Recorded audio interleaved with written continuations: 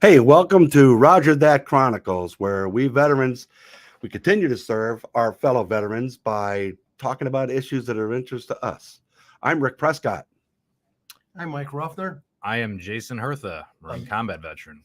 I'm Paul Zogg, Chicago Police Marine Corps League. So be sure to view our previous podcasts. You can also catch us on YouTube, Spotify, Twitch, and Apple. And we want to thank our producers, where we are broadcasting from 216 The Net. Behind the camera and the microphone is Tim Stewart, co-founder of 216 The Net, and we are in the process of looking for sponsors. So if you want to help out with that, please contact us. And also on YouTube, please hit the like, share, subscribe button and the bell notification for future videos. Thank you. Awesome. And we are pleased to introduce Paul Zogg, Chicago Police Department. He's a sergeant down there trying to fight with the wokeness of the city and everything else that goes on. And I've known him for 30 years, probably a lot longer than we want to talk about, but we got some stories. And he's going to talk about the Marine Corps League, the Chicago Police Marines, and their fishing event. And I think we're going to touch into the shooting event, that hunting that you do in January as well. We'll have the time. Oh, yeah. Excellent. Thank you guys very much for having me here. I'm stoked. It's good to see you, Paul. Very excited to be here today. Thank you very much. Awesome. Well, you know what? Tell us a little bit about, let's get into this, go back several pages. Okay. Tell us a little bit about your Marine Corps career. When did you serve? What did you do? Let's Go see. from there. Started off and signed up in '88 and first signed a reserve contract. So went over to 224, 2nd Battalion, 24th Marines. Did a combat tour with them in Desert Storm. Came back in the reserves. Did U of I. Got a degree in accounting because I was thinking of doing federal law enforcement. Stayed in, did accounting for a couple of years. Went back in, did 3 years of active duty. Ran into Gunny Ruffner again. Uh-oh. So Still a Gunny. Yep, bumped into each other there, like maybe 96 to 99. Started the police department, Chicago Police Department, 1999, and then still doing that today. So picked up lieutenant last summer. With that, that's been great. I like that. Keeps me busy, keeps me out of trouble. The Marines then did 2 tours in Iraq, did 2+ years over in Fallujah. We'd work from Baghdad to Fallujah, Baghdad over to Ramadi out there. So had good teams over there, which is pretty nice. Worked 1 MEF out of Del Mar and Camp Pendleton, which is awesome. Had great crews there. Then after that, did some training out of MOBCOM, which is Kansas City. Mar Flores, moved down to New Orleans, finish up my career in the IRR in 2014. And that was it. Fantastic. You know, Wow. I just got a story about him just the other day. There we go. Yeah. You did go to Reno with 224, right? Yeah, that's correct. Yeah, we did a mountain warfare school for their 2-week bridge course. And then during their Liberty event, then it was an XO who would wind up becoming the Chicago Fire Commissioner, was interrupting somebody that was attacking a female. And Jose was telling me, he says, "You were there." And he's like, kill him. He's like, young Marine's like, what do I do? Just a little brouhaha we had in there, the off Liberty shenanigans. Just like to point out that the individual we're talking about may have been the bigger Liberty risk, even though he was the senior individual in the room. Biggest instigator around. Still is. And I can't believe No, it. great guy. Still Love is him. where He's at, awesome. Talking about a successful career in the Marines and the fire department. Might up to number 1 of the fire department's commissioner. He's awesome. Yeah, before I retired, I used to tell him, I said, they're going to make you fire commissioner. And he used to say, "Fuck you, Ruffner. Fuck you." And I'm like, what did I tell you 20 years ago? That's true. You were predicting it. It was good. Oh, wow. A lot of stories about 224. Yep. We'll hold off on some of them. Right. Maybe prefer after. Don't want to incriminate anybody. We don't want the statute of limitations expire on a few of these. For the police Marines, what is the qualifications or like the criteria to become a member? Because I got a buddy of mine that's actually on CPD. I've been trying to push him to get involved with some sort of Marine Corps League organization. This is we'd love to have them. So we do basically the same as national requirements. So we're heavy on the first responders, but that's not a game breaker by any means. So it just you have to be a Marine, Navy Corpsman, honorably discharged, and no felonies. Gotcha. So All right. that's, I don't think that's he it. has any felonies. Yeah. So Yeah, it should be good if Right. if he's on the police department. Oh, Hopefully, yeah. he doesn't. That's yeah, I for think for it's sure. very- they have slid under the wire Right. on something. But yeah, no, we'd love to have him. I would say we're probably about solid 80% first responders. Oh, wow. Okay. And then you tack in Gold Star families and some Okay. others like that we have on there, and little diversity. You've got guys from coast to coast. They Gotcha. come through here in some passing, signed Mhm. up. You've got guys from California all the way to Maine. Mhm. Got guys over in Indonesia now. Guys in the Middle East right now. So it's Wow. we've got a nice crew. One thing that I want to brag about a little bit that kind of like is kind of newer. Not really newer. One of our guys, Pat Kenning, just picked up Chief Warrant Officer 5 Okay. in the reserves. Pretty nice. He ends up being our third member to get Chief Warrant Officer 5. And Wow. anybody who's listening doesn't know what kind of accomplishment that is. In the reserves, there are probably about 12 of them. So Really? we've had Chief That's Warrant Officer amazing. 5, Rosell. And he's a and comm Bob Dart. guy. He's a comm guy, yeah. Right. Yep. So SAT communications. So, and then one of our other members, John McNabb, just picked up Lieutenant Colonel. Wow. Hit it off the same board, which is awesome. So this has been a really nice year, Awesome. last 12 months for us with stuff like that. So we That's had 3 guys that incredible. were full bird colonels. So we'll see. Maybe we got one more. Oh, yeah. Maybe 4. And they got judges and they got lawyers and they got it. Yeah, Oh, yeah, politicians. prosecutors, very well judges, stacked. lawyers, DEA, FBI. And if you're going through the few Chicago of the other Police alphabets. Academy, Huh. it might be good who of you to join up if you want to graduate. Right. Well- Marines usually don't have that problem. Well, if you Well, I've military heard period. that. I heard that when you're going into the academy, and if you're a Marine, you better join the Marine Corps League while you're in the academy. Otherwise, Right. Is that true? It's You good can't- brotherhood to get in there. It's kind of nice. It's good for networking and people. Right, You know, it is. the veterans. We're probably Chicago Police Department's probably about 20% veterans. Wow. So it's kind of funny when I was coming Really? I on. didn't know Someone that. told me, "Hey, make sure you put we get to wear lapel pins, show your branch of service." So I would wear it and immediately, sit down and roll call. Hey, your Marine guys come up right away. Army, Marines, whatever service branch, and start forming a network right away. People taking you under the wing. Hey, the new guy Fantastic. over there was a Marine. Let's go check on him, make sure he's okay. So it's a good brotherhood and it keees on rolling right through. Awesome. Whether it's fire department, police department, stuff like that. So. Is the Chicago Police Marines, the Marine Corps League, are they still very active? Ooh, Oh yeah, crap, yeah. We It is. we turned up a notch a little bit over the last few years. So we used to do a fundraiser, it's the Bears fundraiser, and we were about a $30,000 a year organization. That's gross. Obviously, we no one takes a penny in compensation whatsoever. We don't have a hard structure, so the majority of the money comes in with very low overhead. So most of it goes out the door. Speaking as an accountant, that's something I always look for in a charity, not Right. a profit. So we kind of picked up our game a little bit. Now we're up to doing, we do one big fishing trip a year. We can talk about that one. That's going to be about 40 to 60 people a year, depending on the turnout each individual year. We do a hunting trip that gets around 40, 2 of them actually. We'd like to do pheasant hunting, kind of nice. The guys, if you haven't pheasant hunted, kind of brings back the military with guys. And what's kind of nice is you're marching online, with your shotguns. It's almost kind of like you're in a skirmish line walking through a field while you walk. Kind of reminds guys of when they're in the military. And the nice thing about pheasant hunting is you're not sitting here in a blind, you're not duck hunting, you're not deer hunting, so you don't have to sit there and shut up. So you're walking together for 3-4 hours. You're talking, you're building up the camaraderie, you're putting some food on the table. So we do a couple of those, and then we jumped in with Chicago veterans. This is probably about 2016, 2015, I think 2016. And they do a 20-mile ruck march. wow. And that is to wow. raise money Cool. for mental health.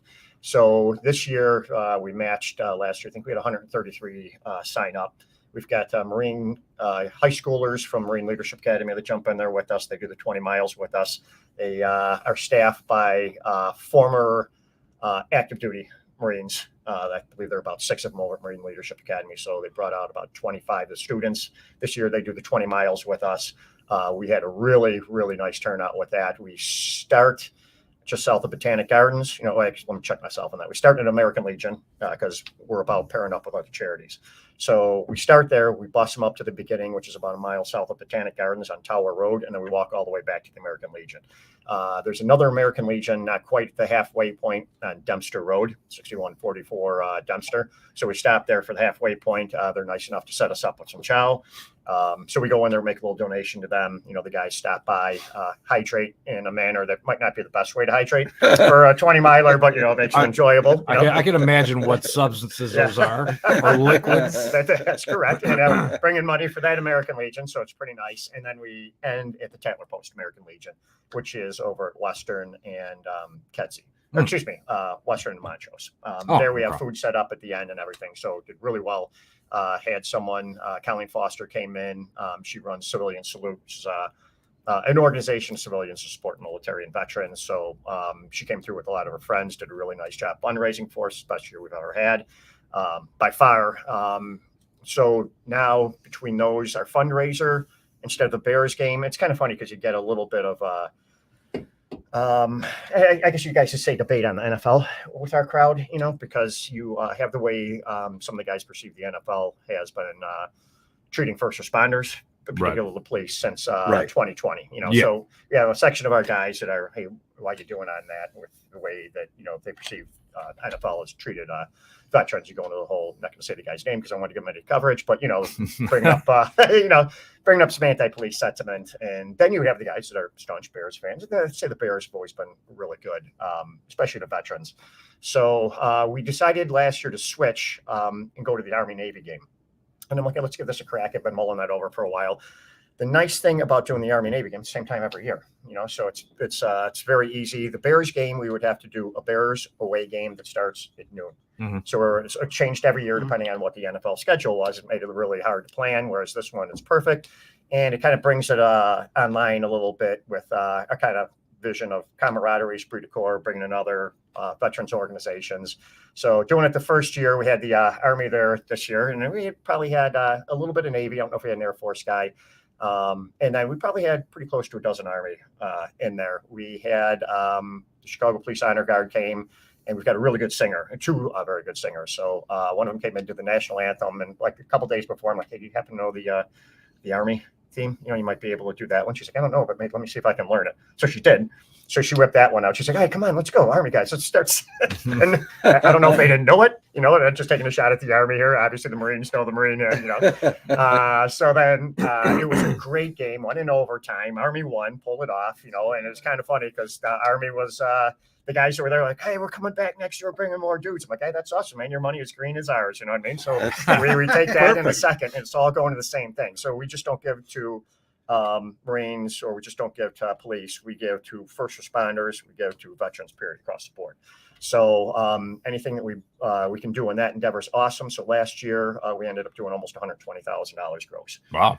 Which is, we're quadrupling what we were doing 12 years ago. That's incredible. Nice. Yeah, and awesome. I'm not saying we can do that again, but I mean, we hit but it's growing. It seems to be growing. Exactly. And we kind of think cast with a wide net with good people. And so we kind of go by just our simple tenets of, if you're going to join an organization, you want some camaraderie, esprit de corps, and then philanthropy is the other one. And then we get in there and you have the veterans, first responders angle that we obviously would have there in the veterans organization. So you're combining three really, really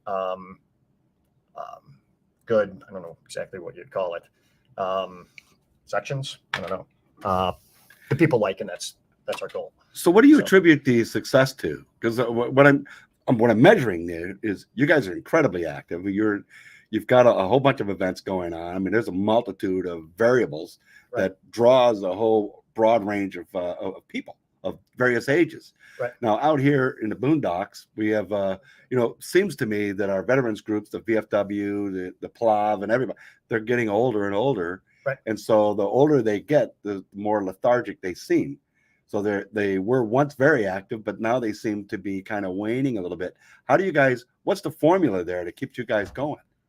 So rejuvenation, I think, is important with any type of charity or organization. And so ours is a little simpler. We don't follow some of the basic Marine Corps League tenets, so it's I'm gonna pick on myself for a minute here. So let's say I started in uniform in 1988. I'm still in it. Do I want to come into an organization that's going to start telling me I'm not wearing my hat right and stuff like that? And so we do a simple, hey, you dress as you are when you come in here. We follow the tenets of the Marine Corps League right down the line. We take the ritual and we do the Pledge of Allegiance, and we do the prayer, and then we run into past events, future events, stuff like that. But we kind of keep it a little simple with some of the formalities. formality, ceremonial type stuff. And we've been like that since I joined. So if we had to, put the guys in uniforms and do inspections and stuff, I'd be staring at myself in the mirror. You know what I mean? I'd be over by myself. Hey, listen, your cover's messed up, right? I'd be giving myself the knife hand, in the mirror. So it's a little. So we pick up a little bit in that demographic because we're a little bit more flexible, kind of seeing the younger guys like that. And it's actually about the guys going out there recruiting. So the one benefit that we have is, our, like we were talking about earlier, like sitting in a roll call room. Maybe the 20+ year veteran sees the 1 year veteran come on. Hey, dude, listen, this is a really good event. Come on out for the Army Navy game. You know what I mean? It's all about kind of recruiting in your own and bringing it through that way. Right now, we're young enough to be doing. Our guys are young enough to do a lot of active stuff, and hopefully we can keep on tilling that over because that brings in the younger guys. Right. All right. So which is kind of nice, and we'll see different sections of different people. Geographically and event-wise. So one of the things that we always used to do is we always used to do our meetings at the FOP Hall. Now it's nice and centrally located. It's 1412 West Washington. It's right in the middle, if you're not unfamiliar with Chicago, right in the west loop part of the city. So it's north side, south side, coming from western suburbs. But then the problem there is that you have to go downtown. Traffic can be kind of bad, especially even, we do it on a Tuesday, but, Tuesday night rush hour. So then right around the time COVID hit, we're like, hey, well, let's try to support these American Legions VFWs a little bit more. So we're going to do rotating meetings. So we'd go down to 35th and Damon, which is an American Legion, the 32nd May, which is a VFW. We do 2 shoots a year out of the Villa Park VFW, 2 meetings a year. And the nice thing about that organization is it's a newly built building. And you go in the basement, and on one side of the wall is the range, and the other side of the wall is the bar. So obviously with Marines, you got to tell them like, hey, range, then bar. Make sure you got your priorities. You can't do bar, then range. And if they don't qualify, they don't get their beer. Exactly. So we do 2 meetings a year there, and that's 2 of our shoots. So one of them is just we go in and we run a SWAT qual course just for the guys to get in there and do a little shooting. And then in April, that's our bragging rights. So our guys go in there and we have a shooting competition. Again, it's a modified non-timed Chicago SWAT course that they do. So the guys look forward to it every year. So those 2 meetings are going to bring in the shooters. We also do a shooting training, tactical training every year, usually right around the end of July. So July 29th this year is a guy named Pete Miliotis, the Army Be Happy's Army sniper. So we got the sniper teaching the Marines. He used to teach CPD SWAT, taught SWAT all over the country. He's a contractor, great dude, nationally ranked shooter. So we do a course out there at the site. It's full day. Start off doing half-day pistol, half-day rifle, then we work around vehicles because obviously being in the city, that's going to be what a lot of people might have. Right. Whether your scenario is carjacking or us work-wise getting out of a squad car, etc. So that'll bring in a crew. Our fishing trip, then that'll bring in another crew. Geographically speaking, when we go up to Tatler Post on the north side, which is an American Legion, or the VFW at Logan Avondale VFW. Well, then we get the North Siders. We go on the south side. We get the South Siders. We go out to the suburban one. We get a little bit of everybody, especially the Western. So we found that is actually really popular because each of these events that we have bring a different group. You kind of consistently see them. Our hunting crew just grows every year. So very rarely have we had anybody jump in our hunting and then not come back. So we'll see the same groups coming in, but they usually seem to expand, which is kind of nice. So our Ruck March, we did the Marine Corps Marathon last year. It's pretty nice. We had 11 sign up. 9 of us went out there. 8 of us did it. So by doing events like that, I think that's what brings in younger people. Because in addition, the way we kind of run most of our events is just kind of business up front. So if we take a look at the Ruck March, you're going to come in. We're going to raise money. That's 1. 2, and we're going to go ahead and do the Rug March. So that's a challenge, And then 3 at the end, if you're so inclined, you might stop at the Tatler Post when you're at the end, and after you have the food, there's a bar next to it, and then it turns into camaraderie, esprit de corps, some tasty beverages being downed, and so we're trying to check all the boxes on it, and that's kind of been the secret to our success. And your communication systems must be phenomenal. I mean, if you're communicating with the North End, you're communicating with the South End, you're drawing people at different venues and different locations. Right. That's a complicated program. If That's I may, amazing. I get copied. He keeps a very simple newsletter. What's coming up that they got to go, and then he brings a recap of what was accomplished. And the thing is, when I go down to the state meeting for the Marine Corps League, I always rub it in their face. I says, Chicago Police, they're giving away $60,000 to $80,000 a year, and you guys are sitting on your money. What are you guys doing? But he's always got they always got something going around, and everybody's engaged. Everyone is doing something, even when they're doing a football game. There's somebody's out there doing the raffle tickets. Somebody's behind the bar serving the beer. Everyone's pitching in for the common good of the group. That's the thing. I think they keep it simple is what I see. When you turn around and see a one-page email blast of everything that's going on there, that's. And I'm going to think the Chicago Cop thing. They want to keep it simple. Give me a summary of what's going on, and then move on.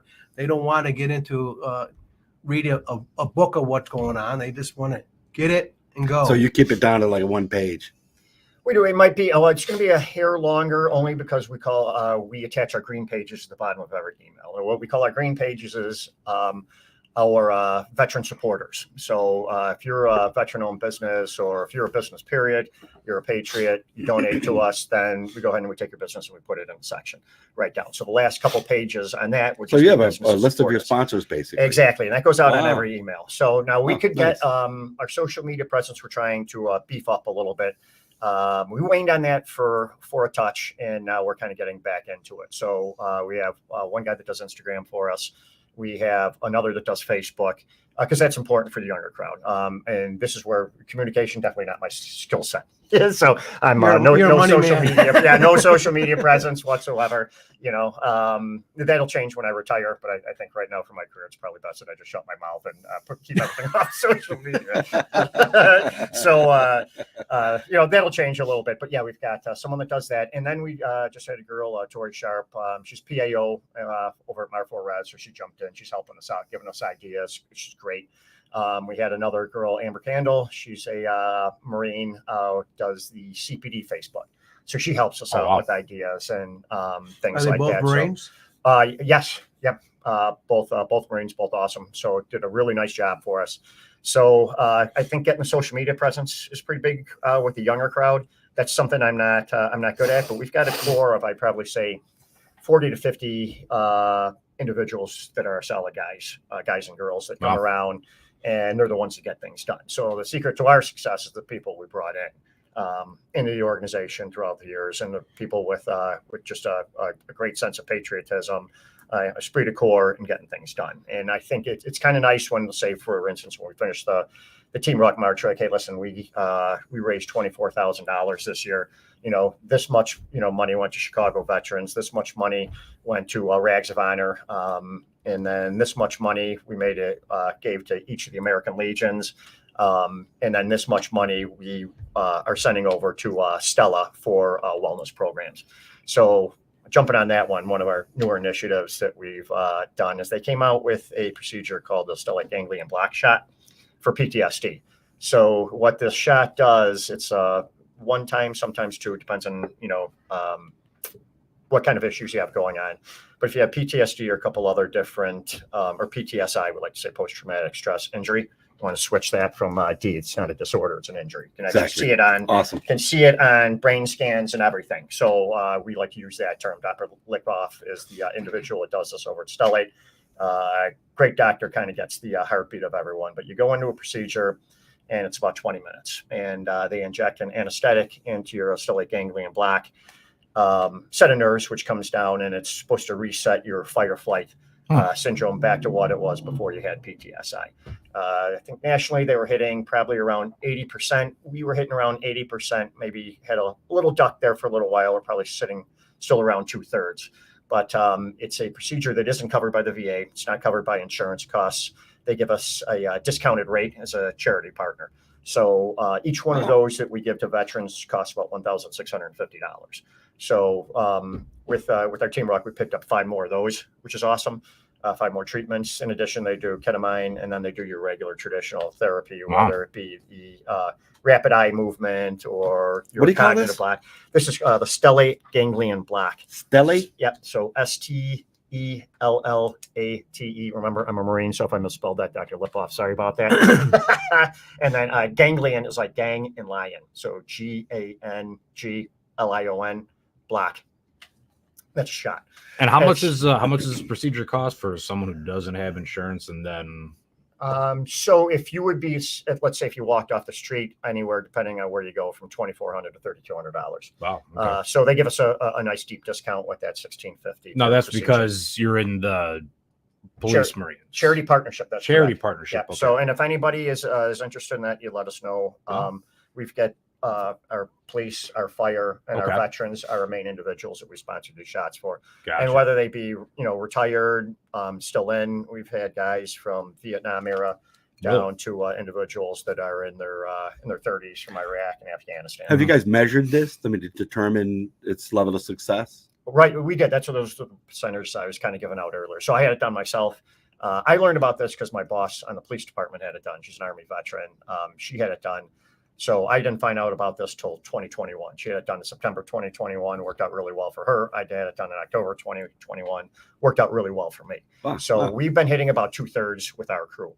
So I would say our crew is a little different. And it actually had a guy that I served with in Iraq kind of brought this up, and I wasn't really thinking about it. He was talking. There's one guy's a state trooper, and myself over at CPD. He's like, when you get combat tours, a lot of our guys will have anywhere from 2 to 5 or more. He's like, we'll hit it and then we'll come back and we'll get some well time. It's like, you guys actually hit it, you come back and then you're going to the most violent areas in the country. It's like, you don't really get the well time. It's like, so you're doing the combat, so it rolls all the way through. So it's kind of continuous for us.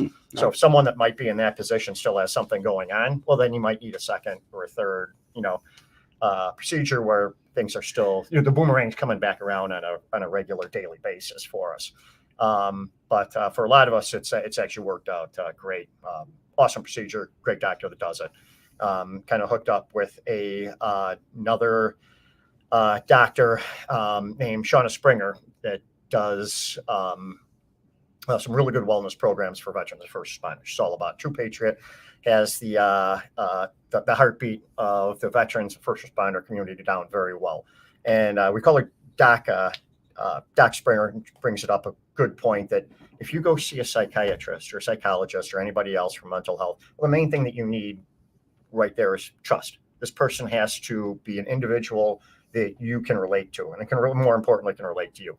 So she says a doctor is someone you go into their office and you look on the wall and you see Harvard, PhD or whatever they have on there. Right. That's a doctor. The person that knows how to look out for you is just like your Navy corpsman did, or your medic over in the Army. That you can trust this guy. The bullets are flying. This is a guy who knows you in and out.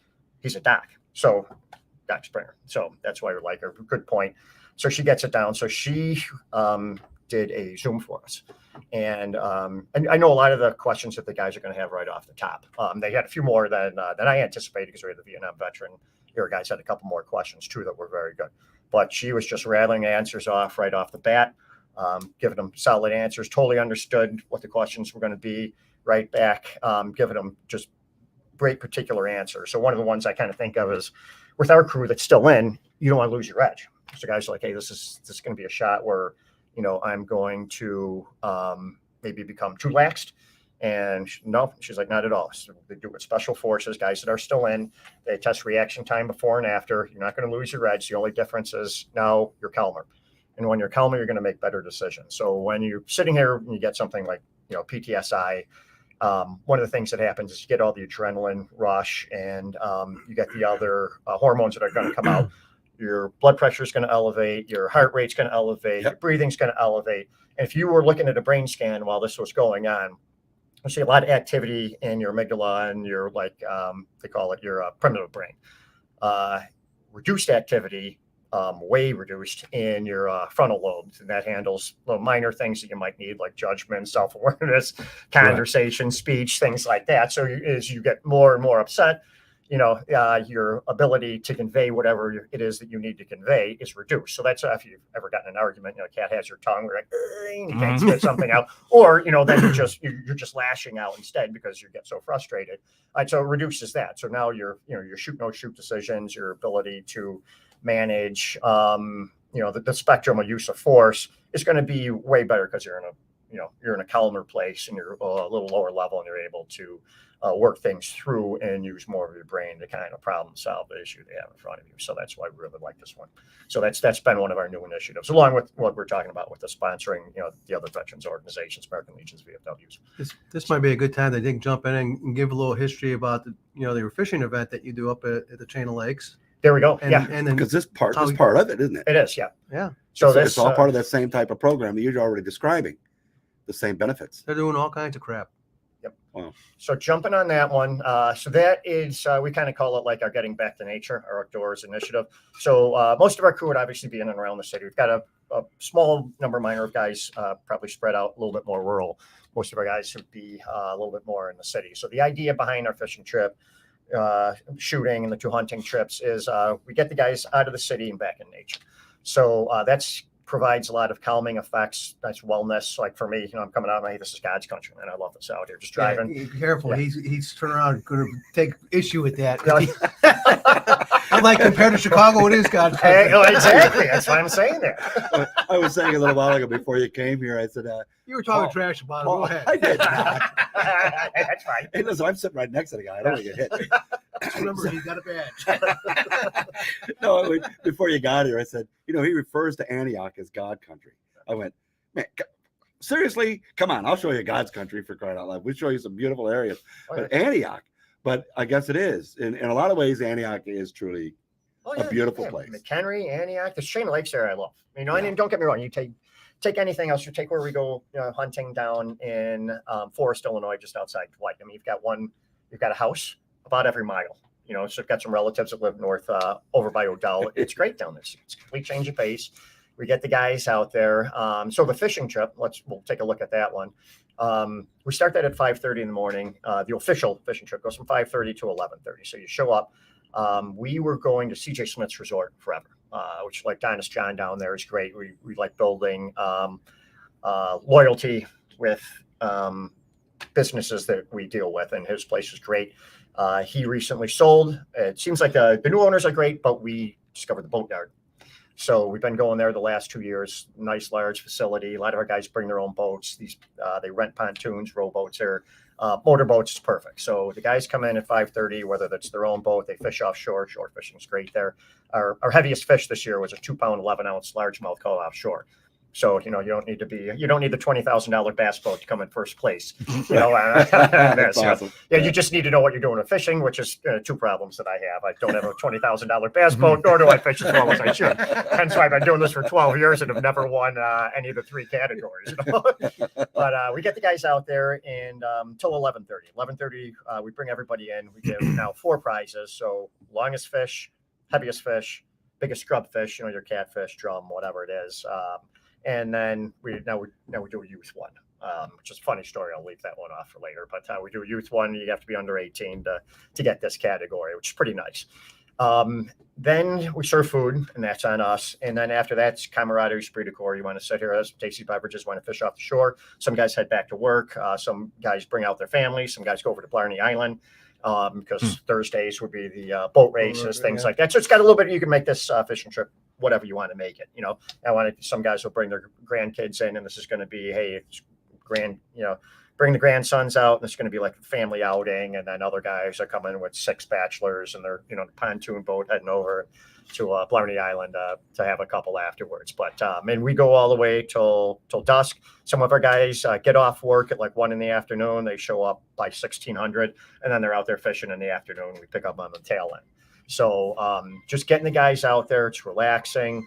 It's beautiful. We're looking at bald eagles flying overhead and hawks, and you're out in the water. It's calming, and that's part of our outdoor wellness initiative. And we started that off with about a dozen, just like the Ruck March. We started off with about a dozen. The team that we had in Chicago veterans for that, and we just expanded on it. So we're solidly hitting that 40 to 60 every year in the fishing trip. And hunting trip would be the same thing. We meet down there right around 10 o'clock, shoot some trap. They've got a nice 5 stand. Where do you go there? Rooster Heaven. It's the hunt club. We've been using that since 2011. So same thing. It's the same spot we go to twice a year. We do one in December, usually a weekday or a Sunday. The reason we pick kind of odd days most of the time is because our guys can get off. If you're looking at our busiest time of the year, unfortunately, our busiest time of the year encompasses 2 out of the 3 of our big veterans days, which would be July 4th, or veteran in my patriotic holidays, Memorial Day and July 4th. Well, we hit our busy season right before Memorial Day, and it runs right through July 4th. So a lot of the guys don't get a chance to get off. So our fishing trip is the third Thursday of June. Because when we do it the 4th, Third Thursday of June. Third Thursday of June. We used to do the 4th, and it butted up against July 4th holiday weekend. We're getting our days off canceled, 12-hour days. Guys couldn't make it, so we're like, okay, let's try backing that up by 1 week. We backed it up by 1 week. Hey, this works great. So this is probably about our 4th year now that we've been doing it on the third Thursday. Super. Yeah. The hunting trip, we do one on Saturday. That's our slow time of the year. Well, the way we pick that one is we do the full Saturday before Super Bowl Sunday. So it makes it easily predictable. And even if it's the busy time of year, you're done with the holidays, but you don't have the Super Bowl yet. It's a lot of guys obviously like doing things for the Super Bowl, so we pick that full Saturday beforehand for that, which works out pretty well. The other hunt then would be like a Sunday or Monday in December, and we get a nice contingent on that one. Now we used to hit around 6 or 8. That one we had 35 this year when we went to a Sunday, so it's probably going to be our first or second Sunday, right, depending on Army Navy game. We want to make sure we don't conflict with that, so it's going to be either like the week before or week after with that one. Same type thing. You're just getting out in the field for 3-4 hours, talking to guys, having a good time. You shoot the bird, you come back, and the next thing you see the bird, it looks like something you picked up a Cornish hen from Jewel. It's awesome. So yeah, it's great. They clean everything for us there. We've got a lodge right there that we stay in. Some guys head back, some guys spend the night, and that's it. So Well, if not stepping out of bounds, but Paul and his crew, as always said, others are welcome. Yeah. It's not just Chicago Police Marines. If we want to go down there like McHenry, get off our tail and go down there, the fishing event, we're trying to get our fishing guys to kind of move over to the Chain of Lakes, because I think the camaraderie of having more Marines get together just makes it even that much better. Yeah, we like any veterans, actually. I tell you what, any patriotic American can come to our to any of our events, and that's the way we kind of like running it. Army, Navy, Air Force, Marines, first responders. Don't get me wrong, if somebody's out there, with a little sign protesting against the police, you can stay home. Sure, absolutely. Yeah, I don't think it'd be a good place to go. That's not our crowd, man, not at all. It's kind of violates everything that we think of.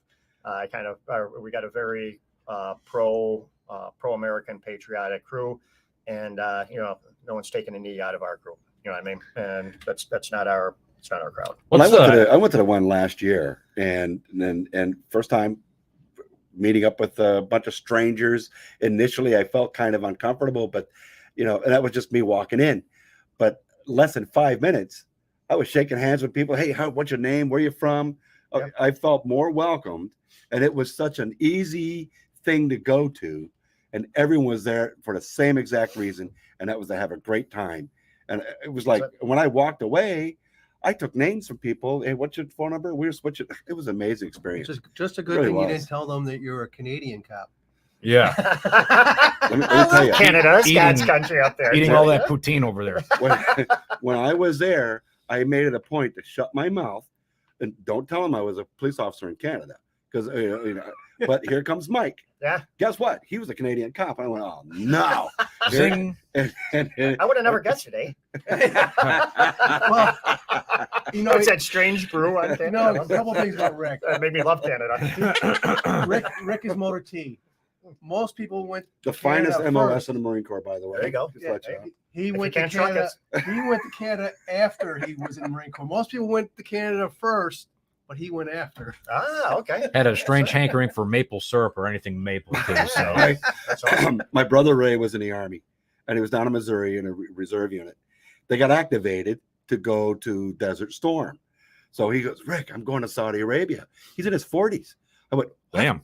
He goes, when are you going? I said, are you kidding? I live in Canada, buddy. Why do you think I moved here? That's awesome. Where were you in Canada? I was in Halifax, Dartmouth, Nova Scotia. That's where I was. Okay. Yeah, going to Northeast, huh? Yes, yes. Okay. How long? Oh, 23 years I lived Nice. there. Yeah. Awesome. So I went to college there, got my degree, and I joined the police department. And it was an amazing experience. Days off, we worked 12-hour shifts, 4 on, 4 off. Okay. And with a swing day in between kind of thing. And let me tell you, I've done more fishing. I caught a lot of salmon, trout. It was Nice. an amazing experience, That'd be great. Yeah. Yeah. But very busy. Port City had everything from traffic, from drugs, the Hells Angels, to you name it. Not to mention any particular group, but we had our crime. We were busy. Okay. And but it was a phenomenal experience. That's The awesome. camaraderie. I still have friends. We're connected on Facebook and so on. So we communicate every day. That's you know, great. Yeah, so- and that's what you like to see too. You know, you're in a good organization when you get that. We kind of Oh, tell yeah. people that's how ours is. We're very welcoming and everything. Probably need a thicker skin. You know, it's a little. a Oh, little yeah. bit. The camaraderie comes with a little chop busting on there. You know, Yep. so it's It's lovely. Yeah. So that's it. We tell people right through the door, like, hey, listen, you got to be able to take a little bit of a joke here. You know, so if someone's Just like, a few. yeah. And I wouldn't have it any other way. You know? Yeah, exactly. You know, Yeah, we so- got him. What is it? In one of our meetings, we got him a red shirt with a target on the back of his shirt. So Yeah, that was pretty funny. it's got a Marine Corps emblem here, and on the back, it's got a bullseye. target with a Bullseye, yeah. bullseye. Bullseye, yeah. Big targets with stripes and everything else, and on the bottom it says, "Just kick me." And I went, I can't wear that at a bar. You know, yeah, for yeah. obvious reasons. Sure. I'm gonna have strangers kicking me in the arse. That's Yeah. right. I, w- It's gonna be red by the time you're done drinking beer. I know. It'll be numb, so you won't be able to feel it anyway. So I made it a point when I sat down. If the first one that kicked me, I kicked back. What is the average age range of the police Marines in your organization? That's a pretty good one. So I would say our younger crews in their 30s, we're probably going mid to late 30s. And I think that's when you see most of the guys start to join up. You know, speaking about, Right. thinking about myself, the same Yeah. thing. I probably got more active with veterans things when I was in my 30s than I did in the 20s. 20s, you're kind of rolling around doing your thing. Yeah, You you're know still what trying to find yourself and all that stuff, and then Exactly. 30s, hopefully, you know, Right. kind of calm down just a little bit and start finding yourself and getting a little more directed on what you want to do in life and all Exactly. that stuff too. So Well, you Yep. had a couple great leaders that you were able to learn from. You had Ed Wadnicki and Dominic Kearns. And, Yeah. And I remember one time I was at a meeting and they're getting ready for their football thing. And Ed Wadnicki, I don't know, deputy superintendent or something. Yeah, chief he of was deputy he- chief with us. He was a big wig over at county. So you got 2 different law enforcement agencies. So he took out his black book and he says, "Listen here, you SOBs, you got this black book. You get out there and start using it. Raise the." And of course, Dominic was just high strung anyway. Yeah, that's true. Yeah. Yeah. We laid back a little bit here. Different personalities coming in between you and I. Same ideas, but you know, it's yeah, no, that's, I would say, age range. So our, like I said, the youngers would be the 30s. Our wheelhouse would be 40s, 50s, and then touch of the 60s, you know, and Okay. a little bit of the 70s. gotcha. Not seeing the Vietnam era guys around as much anymore, you know, as we did, say, 10 years ago, you know. Right. But they're still there. We still got them. It's kind of nice. We are our last Edward Nicky was, I think, may have been our last Korean War vet. He Yeah. passed away a couple of years ago, so that's kind of Oh, sad. wow. Our last World War II vet was Stan Haranzi, and I want to say he passed away right around 2015. Great guy. He's 80 years old. He had traps like Hulk Hogan, you know, forearms like this, shake your hand, love Marines. And he was kind of like the epitome of one of our guys. So went, served in the Marines in World War II. It didn't matter if Jeez. you're a peacetime guy or whatever. Hey, you're a Marine. Hey, nice to see you. Right Yeah. away, no, like, hey, I'm an Iwo Jima guy. He had I saw a lot of combat when he was there. It was kind of funny. We had a tour that was being offered to go back and to Iwo Jima. Like, Oh, wow. hey, Stan, you know, you want to go back to Iwo Jima? They've got this tour going, and we could flip a little bit of money where you go back over to Iwo Jima. You know, he's like, what am I supposed to do there? I'm like, oh, you walk around, you talk to the other soldiers, you meet the Japanese soldiers, talk to them. I said, whoa. Hate the Japanese soldiers? I'll kill them. I'm not going to talk to them. Yeah. That's Sounds it, about right. Stan. Hate them to the end, brother. Hate them to the end. You know? Sounds about right. But yeah, so he passed away in 2015. You know, so you kind of get, it's a cycle of life going through as you get with anything else. So the point there with the organizations like ours, just trying to do the rejuvenation. You know, get the flower. You know, get the phoenix coming up from the next generation, carries the torch on. You know, Well, they're doing all the active stuff you're doing and letting the people know it's you're making things happen. So when people look at it, you're not a lethargic group. You know, it's if you sit around the four walls and just sit around and drink beer, you're not bringing new people in.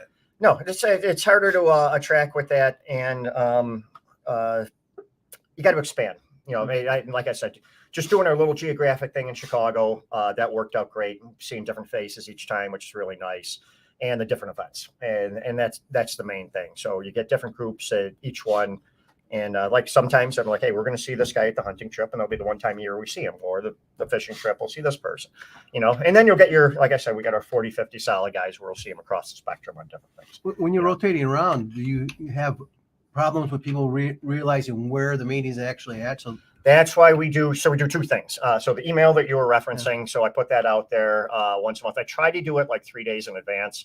And it's kind of funny because I used to watch, Kearns was the guy that ran this before me. And someone's like, hey, when's the next meeting? Hey, man, didn't you just read the email? So I'm like, damn, take it easy, man. I just didn't read the email. Now that I'm getting that question like a dozen times a month, I'm like, hey, man, did you? You got to know Dominic. Yeah. I might start understanding a couple of things. It's kind of funny. But what we do in addition to that is Pat Kenning sends out a text message to all our guys. So you get a text message like, hey, tomorrow, you know, the meeting in 2 days is at blah, blah, blah, blah. So that's your reminder. So you get the email. If you're not the email guy where you're the guy that starts staring at butterflies after you see the 100th character on something, then the text message is made for you. You know what I mean? And gets the guys to the right spot. So Sweet.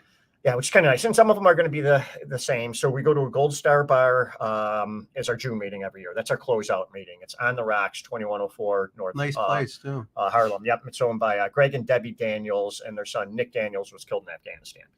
He always wanted, St. Pat's high school grad, always wanted him to have a bar. So they, when he passed away, they went ahead and made his dream come true. Got the bar over there, which is a great place. So we always do our June meeting there, and the June meeting is kind of our closeout meeting. What I kind of do with the financials, I run through and try to keep accountability down to the penny. So 4 times a year, I'll send our main players out. Hey, here's our financial situation. Here's what we've given money to. So you're the paymaster? Are you? Correct. Yeah, I would tell you paymaster and commandant. So I kind of do both. Yeah. The one area I need to get on a little bit more would be the membership part. I'm kind of slacking in there. Little bit of a antiquated system. If it could help us, I could help them more. It'd be nice if we automated that nationally. But if I could do this online, I could do it a lot better. I mean, if you're having me sit down, type stuff, different, doing like applications for guys that are gone like a year and a half, and it's time consuming. So if I can get, if I was going to say, if we could get the Marine Corps League in one direction, hey, let's do this online. Let's get the stuff with emails, and don't get me wrong, and we'll have a backup.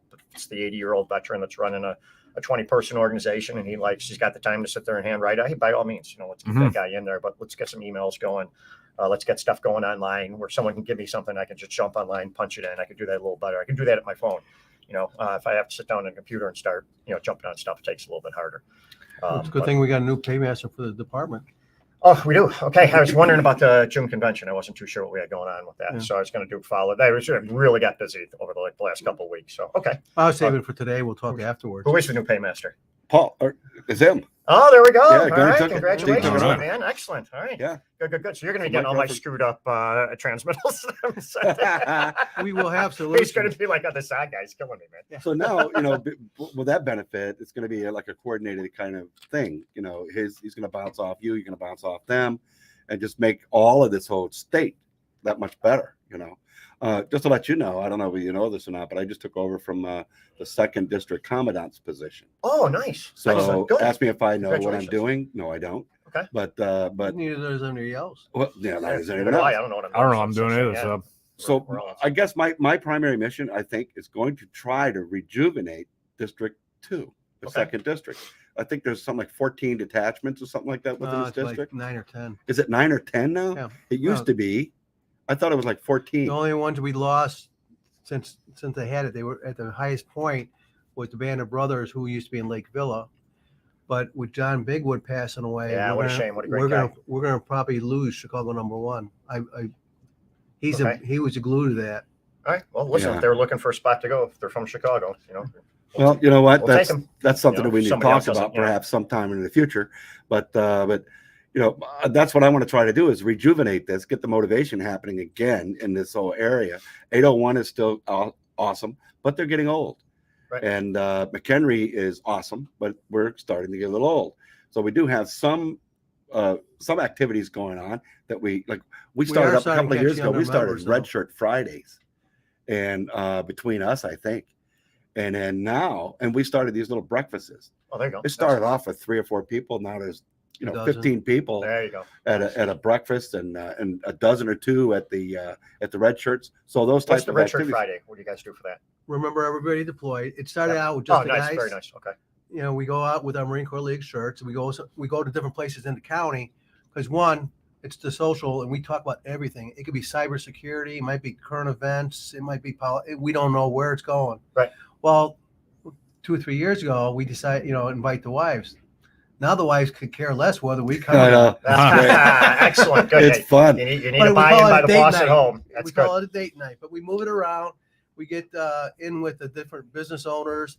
The wives get out and they have their little, chat. And, they turn around and say, "You guys sit down there," and they That's sit nice. and they do their thing, and it kind of works out pretty well. We're actually toying with try to expand into Saturday, maybe once or twice a month, to catch the people that are working. Because we start basically from 5 to 8 is Okay. usually staying past 7 is probably limited. Because that's when they start getting business with the regular business pickup. Sure. But we move it around. Get out of the wall. There Right. you go. Oh, Right. that's nice. And more people, you're geographically changing up. You're probably picking up people that way. That's awesome. Yeah, it started actually when 2020 hit. I was being a little rebellious. I'm like, hey, let's try to find places that are open, There you go. that are rebelling against and all that Yeah. stuff. And then You went to Joliet? no. I love that there, by the way. Nice call, dude. Yeah, there were certain places in McHenry County that would stay open and stuff, Okay. prior, no matter what the mandate was and whatnot. And then to my surprise, people are actually starting to come out more because they were getting all squirrely and stuff sitting in the house. Yeah. So then during the summertime, we do it every Friday, but I try to switch it up and stuff and find new places that are patriotic and whatnot. But then toward the winter time, we'll do it like every other week. Okay. Because sometimes the weather can get a little rough and not everyone wants to go out and all that stuff. And you got But the snowbird thing. right, the snowbirds, all that Holidays, stuff, in holidays, yeah. there, Right. But yeah, it's been pretty successful. So That's good. That's piggybacking off your topics. That's another thing that we kind of do at the meetings is we, I would say at least at 6 of the meetings, like say for instance, June meetings, an update, like an end of year closeout, but we will have people come in from the VA. We'll have guest speakers come in from the charities we support, cut them a check right then and there, but we'll have our January, February meeting, someone from the vet center comes in and gives just, Michael Willis came in and just gave an awesome demo or conversation on claims. So he was able to answer nice. everyone's claims, put it through. We have 2 other guys that actually do kind of do that. One is an attorney, former state's attorney. He went up and now he's working at the Department of Veteran Affairs for Illinois, Okay. which is great. Shit. And then we have another individual that did something somewhat similar. So between the 3 of them bouncing up ideas, they're able to tell anyone that had a question, they were pretty much able to check them off. There are probably about 20 some people there. And then Michael Willis sent me an email. It's probably about a 2-pager with, hey, here's everything you need to know for claims. Here's this form right here. Here's a link for this. There's a link for this, right on down the road. So we'll do that. We'll have, say Dr. Lipoff comes in and explains, SGB. We would have someone from Road Home, Modi Lavin, Gold Star Mom. She would come in and start explaining what Road Home does. That's our favorite mental health charity. So love that one. And that's the other thing. The topics. do you have to be a Chicago native or Chicago resident or Illinois resident to work with these people at that specific? No, Okay. That's a great thing about it. Everyone has the same kind of mentality that Right. we have. We're inclusive. Good. to every possible extent. Because I got plenty of guys that I served with and all that stuff, and they're like, oh well, I went over here to my Department of Veteran Affairs or whatever, and they canceled, or they screwed up my claim and denied it and all that stuff. I'm like, all right, you got to find a good service officer, and I keep reiterating that. So just because you got turned down once doesn't mean that's the end of it and whatnot. So, and if you have a good service officer, they'll develop a game plan to get you your compensation. It may take a little bit, but that's where patience is key. It's we're not in the Marine Corps anymore where everything is go. You got to chill and relax a little bit, and eventually if you just keep going persistent and whatnot, you'll get the outcome that you want. But don't accept no for an answer. Right. Yeah, absolutely. That's a big point.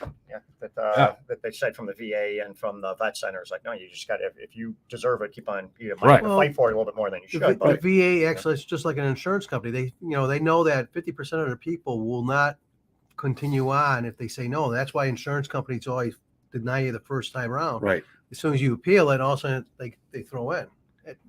It's a numbers game. And you would think that most of us veterans would figure that out, that we've overcome a lot of challenges before. Don't accept no for an answer. Right. Don't cave into that. I don't see why they don't continue that mindset. Yeah. So, it's beautiful. Well, that's because veterans are too hard-headed to hear what's going on there. And then the other thing is you got somebody that's running their mouth, what we call the C lawyers or barracks lawyers, depending on what branch you're in.